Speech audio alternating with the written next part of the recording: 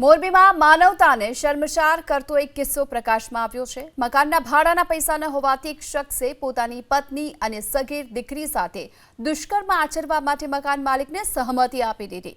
સંમતિ મળ્યા બાદ મકાન માલિકે મહિલા અને તેની સગીર પુત્રી પર દુષ્કર્મ આચર્યું। સમગ્ર મામલે ભોગ બનનાર મહિલાની માતાએ પોલીસ ફરિયાદ નોંધાવતા પોલીસે ભાડુઆત પતિ અને મકાન માલિકની ધરપકડ કરી। મોરબી શહેરમાં ભાડે રહેતા એક વ્યક્તિ પર મકાનનું ભાડું ચડી ગયું હતું। આર્થિક સંકળામણના કારણે તેની પાસે ભાડું ચૂકવવા માટે પૈસા ન હોવાથી વસૂલાતની બદલામાં પોતાની પત્ની સાથે દુષ્કર્મ આચરવા માટે મકાન માલિકને મંજૂરી આપી દીધી।